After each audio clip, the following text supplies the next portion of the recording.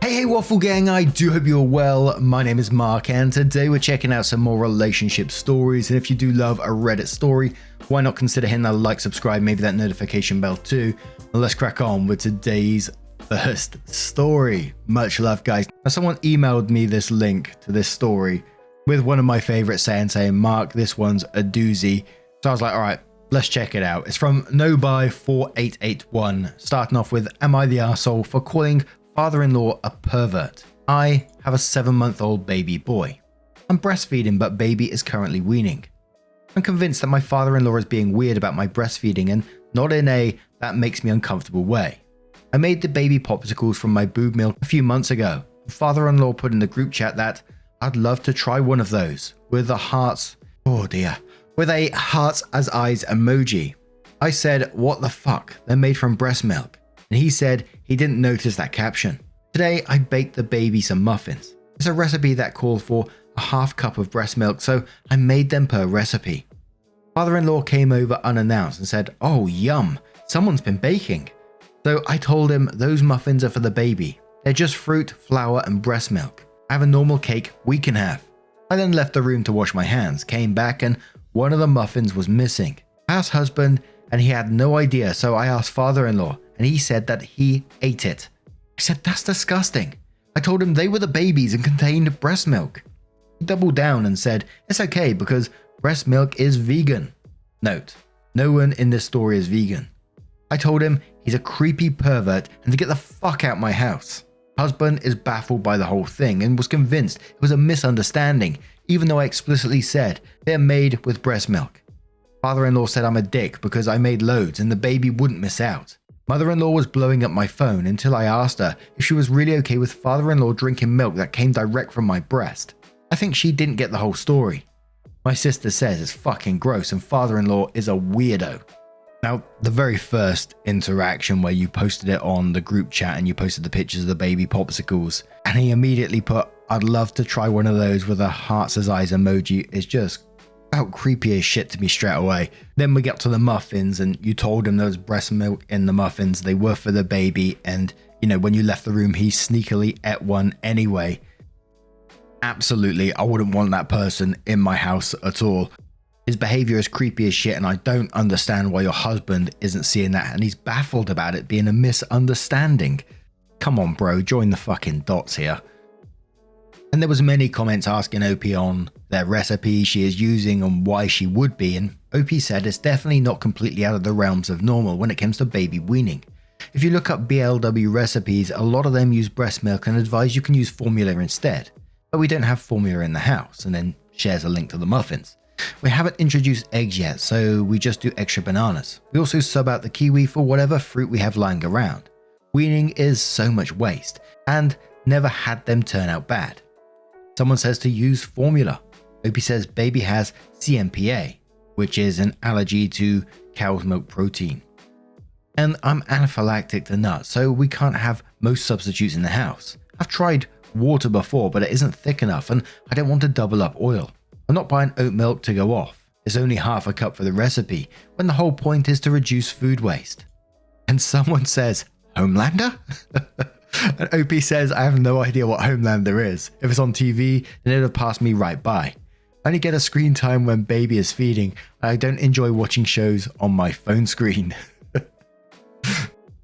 So obviously OP is voted not the arsehole in this situation, but then updates the same post 8 hours later and says, I asked my husband what he thought I was mad about. He was in the room, but on the other side and occupied with the baby. And he said he didn't realize that his dad actually ate the muffin. He thought I was pissed because he was messing with them. He also didn't remember the group chat incident, but agreed that both incidents together is creepy. I called mother-in-law to clear the air, and she revealed that father-in-law has always been very interested in lactation, and she actually only fed husband for 4 months and always behind a locked door. Apparently he moved jobs after a woman complained that he kept intruding on her pumping in a designated space in the office. I've told them father-in-law is not welcome around me and I've asked for the key to our house back. I shared the concerns about him tampering with my milk and contaminating it, and also that if his own wife wanted him locked out, then I'm entitled to that too. The comment that hit my husband the most was the one about father-in-law getting off for years on the memory of eating the gross as fuck baby muffin. Husband said he won't be able to look at father-in-law in the eye again. Opie adds more information about mother-in-law and says, I wouldn't say mother-in-law is on my side. She told me this information in a way that sounded like it was totally normal for a man to need to be locked away from women when they're feeding babies. And I kind of brought this on myself for not locking him out. I'm actually really creeped out that he's possibly been able to perv on me feeding at their house. I go to another room, but I've never felt comfortable. Guess they need to wait until the baby is fully weaned until we visit there again, if we ever do. Someone says to clarify, did mother-in-law feed father-in-law for months behind a locked door? Opie replies saying no, she fed my infant husband. My father-in-law creeped her out so much that she got a lock for the door. I got to admit I double-taked on that bit as well. Someone says he'll make a copy of the key. Opie says, oh, the new locks are a given. Asking for the keys is a symbolic thing, and also gives me all the justification for completely losing my shit when I inevitably get a notification that he's trying to open my door. Opie continues, I'm not really a crunchy mum. I breastfeed because of the immune benefits and then had to go down the rabbit hole of making my own baby food because baby has allergies and so do I. It's just easier to manage this way. I'm in the UK, so I could get cow milk protein-free formula for free, but it smells gross and you need to sterilize bottles and make them up one at a time, and it's just too much hassle. Someone asked about the photo that was originally took of the baby popsicle, and Opie says, oh, I took the photo of the baby in his chair eating the popsicle, and I thought I'd better caption it to explain that it's breast milk so that no one thought it'd be okay to give baby anything when they have him, since my mother-in-law was obsessed with the idea of giving him baby rice. So it was, photo, here's baby with his first popsicle. The doctor said we should give him frozen breast milk for his teeth.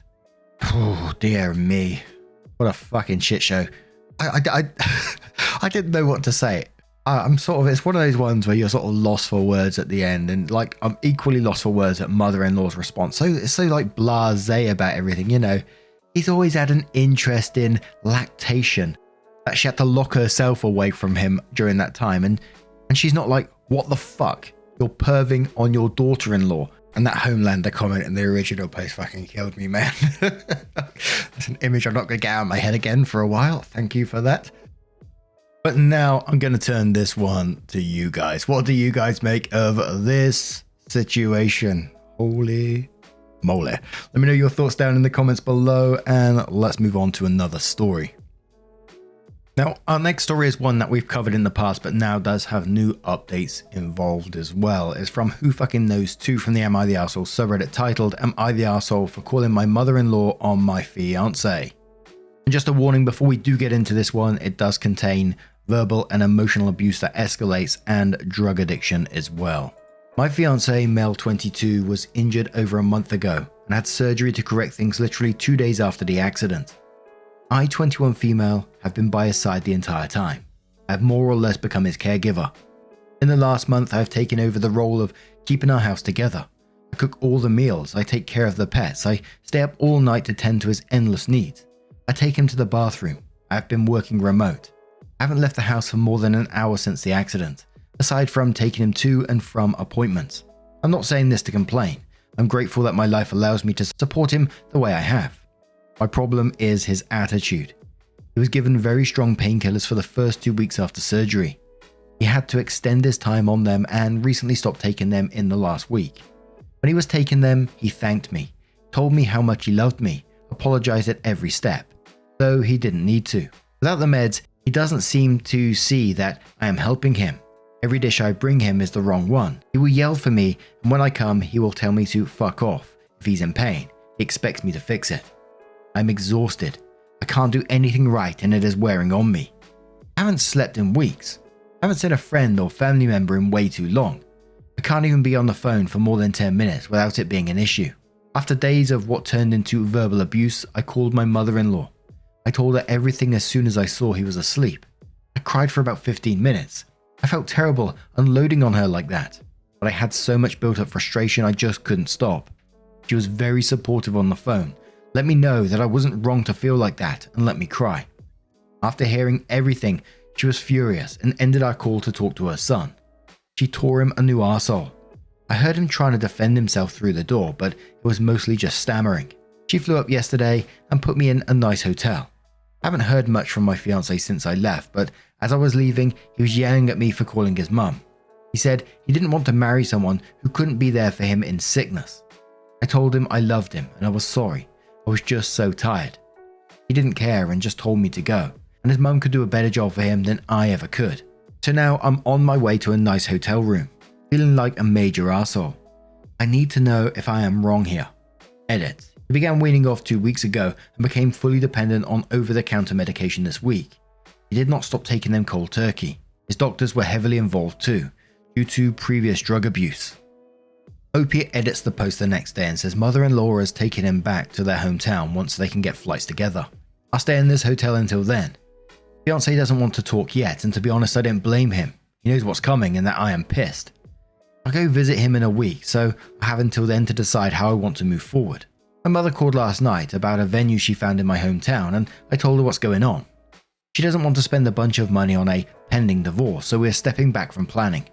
Not much more to add. I'm excited to see my pet and be able to sleep in my own bed. I'm going to try to make my sister fly to my state so I can have some company. That's pretty much it.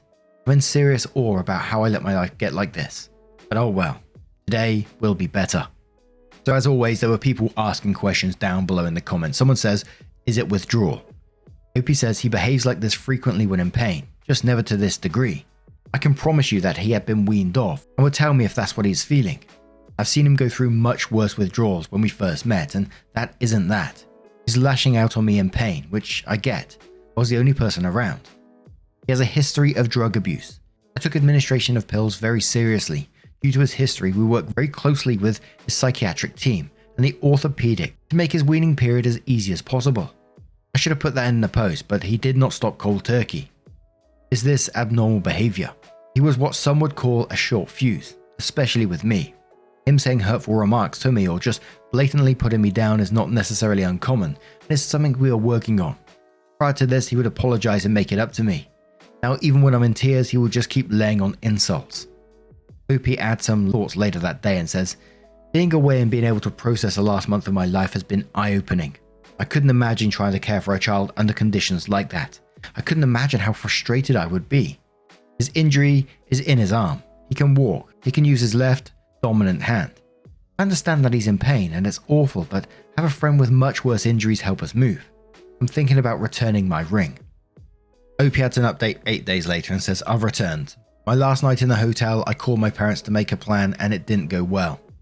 I'm home with my fiance again. He won't talk to me except to bark orders at me. I'm hoping I can move out within a month or two. Surgery and recovery are expensive and we've been living on my income for some time and I'm pretty broke, but I'm keeping my head up and I'm confident I can get myself out. Someone says, why didn't he go with his mum? Opie says, I know she pushed him for him to go home, but he's a very stubborn boy. Thank you, I will be okay. 17 days after the original post, Opie says, updates on Am I the Arsehole seem like a process, so I'll just post here. I went home 2 days after posting. Things were sad. My mother-in-law had cleaned, but the energy in the house was a bummer. The first thing he said to me when I got back was, I'm glad you're back. Can you make me a snack? There was no apology, no accountability, just a task. He only talked to me when he needed something. His attitude was worsening. My mother-in-law took the rest of the prescribed opiates, so I knew he wasn't using. The weekend following the mother-in-law debacle, my wonderful fiancé told me he had friends coming to stay for the weekend. 2 hours heads up. Didn't ask. I sighed and made up the guest room. His friend and friend's girlfriend came to stay. During the stay, my fiancé bought me flowers, got out of bed daily, took me out, and let me call my parents unsupervised. The day they left, he was back to bed with a shitty attitude. I wish I could say I'm in my own apartment with my pets and a bottle of rosé that's just for me, or with my girlfriends that I haven't seen in months. Unfortunately, I'm writing this on the couch while I listen to the music that are his endless demands. However, I do have a light at the end of the tunnel. I'm scared to leave him in person, but he's leaving the country for a month in April. My sister lives abroad, and I'm working on getting to her during that month. It's a process, especially with pets. I look forward to getting there. My mother hasn't spoken to me since I told her I was returning the ring because that's not what we do. We clean our messes. But I have my father's unwavering support. I miss my mother-in-law, but I deserve that kindness and understanding from my partner, not his mother. I've stopped forcing myself to find the joy in his presence, and it's helping to fuel my drive to get out of here. I may update again when I get to my sister, but don't be surprised if I do my best to put this chapter behind me. Thanks for the kind words. Hope you all get the love and hugs you need." And someone else said, "Why isn't he with his mum?" And Opie says, "Mother-in-law was planning on taking him. He refused. Things got very bad since I posted this. I'm currently in my childhood room at my father's, decently hungover, and I'm officially a single lady." Opie then answered some more questions on the latest post. Someone asks about calling her parents unsupervised that she made that comment about, and Opie says, "I called my sister once when I was scared of him a while back. She called the police. He liked to be in the room when I was talking to family following that incident, so I didn't say anything dramatic. I should have seen how bad it was. Typing it out just feels gross." And then more about what happened. Opie says, "I don't want to get too into it, but we had a bad night.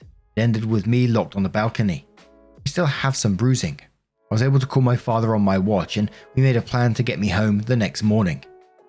Someone says, "Are you and your pet safe?" Opie says, "Yep, I'm with my dad now. They just aren't in my arms yet, but I should be able to get them back in the next week." Opie's next post is 5 weeks from the original post and says, "It's been some time and I finally feel comfortable enough with my situation to update you all. My pets and I are safe with my father. We've been here a couple of weeks and things are going well. I'm working remote but also searching for a new position closer to my hometown so I can still have a social life. My animals are adapting to life without their dad and I'm doing my best to join them. My ex and I were high school sweethearts. I've been through most major life events with him. There's only a small fraction of my life as an adult that I've been through without him. Leaving was really hard. I'm still second guessing myself, but I realized recently that by not enabling his shitty behavior, I really am helping him.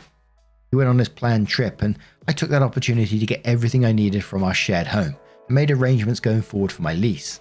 He took his trip as an opportunity to reflect on his behavior within our relationship, specifically the last year. He's pretty disappointed in himself. It seems that the company he was on vacation with helped to hold a pretty clear mirror to his face, and he was really unhappy with what he saw. I feel bad he's having a really hard time with his self-awareness, but I do really appreciate the accountability that has been accompanied. I'd like to add that I don't hold any resentment towards him. I'm hurt and disappointed in the way he felt he could treat me, but I don't hate him. I'm sad to hear how upset he was with himself, though a little relieved I wasn't being painted as the crazy ex I was sure he would paint me as. Since getting home, he has started therapy and is looking for a new sponsor. We talk about once a week so we can see his pets. I also do not mind the positive updates. When we talk, it's respectful. There's still a lot of love, but I've set boundaries that keep him from hounding me about our relationship. I've also started a new therapy. This is my first serious breakup, and the aftershock is real. It's hard to lose your best friend, future husband, and father of your fur babies in one go. I'm confident, however, that this is essential to both of our growth. I'm happy that we can have a respectful, albeit small, relationship. Who knows what the future holds for now, but I'm doing my best to be content with this new independence. I'm grateful my life can go through roadblocks I can get through easily, thanks to my amazing support system. I still haven't spoken with my mother. That'll be much later and I'll be requiring a serious apology. I love my mum, but I'm not going to stand for her demanding I make really unhealthy choices to appease her, and so she doesn't have to be embarrassed by my broken home. I mean, come on man, I'm 21. My broken little tyke's home, let's be real.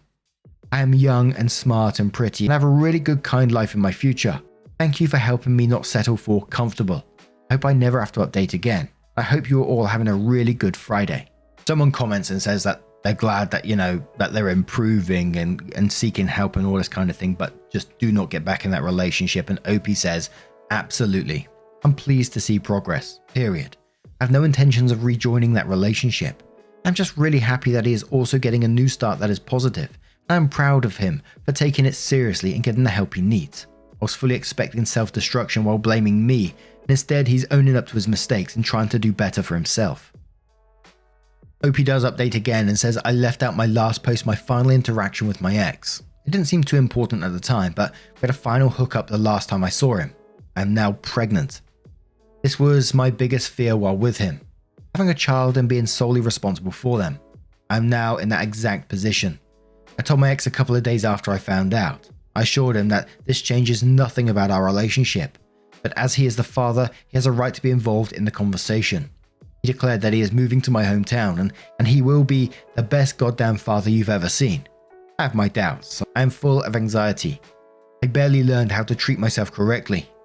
I want my kid to be so beyond loved. I want my child to have everything in the world and more. I don't know how to do that on my own.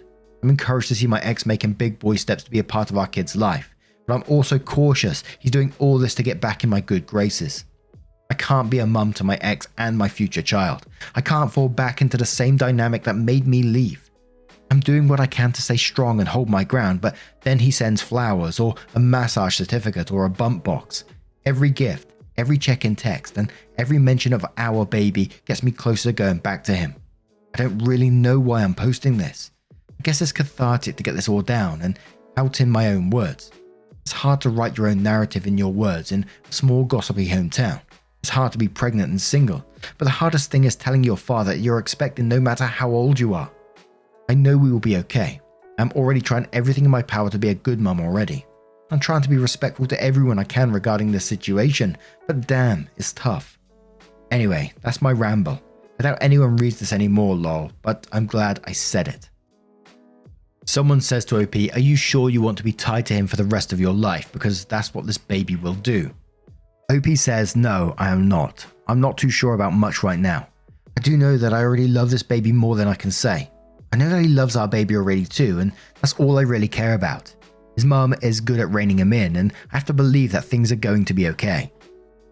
And one more final update from OP, who says, my mum and I have always had a rocky relationship. I went to live with my dad as soon as I could decide and kept my contact minimal. After high school, I moved away for college and for a good job with my ex. My mum followed me to my new city and we tried to rebuild our relationship.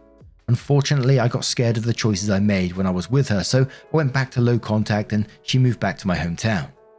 Unfortunately, recently my life turned upside down. Long story short, my boyfriend and I broke up, I moved home with my dad and got a new, better job. Then I found out I was pregnant. My dad has a full house and I made the decision to move to my mother's guest house for my pregnancy so I can save more money for baby. I move out once they are around 2 months old. The timeline works for my finances, and I figured, since I'm just on a property, not main house, it might be easy to keep a low profile. How naive. After work daily, she comes over to check on me. She hasn't failed to offer me an alcoholic beverage. Not once since I moved in. She chain smokes right outside my bedroom daily and she stays late. I know it's her home. I know she's very kind to have me here, but I'm growing a person right now. I'm preparing myself for motherhood. Single motherhood. I work long demanding hours. I'm stressed and isolated. I would love a fucking drink, but I'm pregnant. I can't drink. The time I brought it up, I was screamed at and she asked me to leave in the morning. It was really upsetting and stressful. I feel like she comes here to bait me into picking a fight so she can pull every power play to make me feel small. So anyway, Mum, I love you, but fuck man. I'm trying to give our entire family a healthy new friend. I'm trying to re-establish myself as an adult in the town I was a child in. I'm trying to do better for myself and my baby. Please respect that for me. Please respect that enough for your grandchild. I love you. Please try to love me. And that's an incredibly sad story, sad update, isn't it? I mean, it just felt like at one point during that story, she was so close to getting her life back. But now I'm going to turn it to you guys. What do you guys make of this situation? Let me know your thoughts down in the comments below. And once again, just a huge thank you from the bottom of my heart for getting involved in today's stories. Your love, your support, your time always means the absolute world to me. So thank you so much for being involved. Hopefully I will see you in the next one. Take care and much love.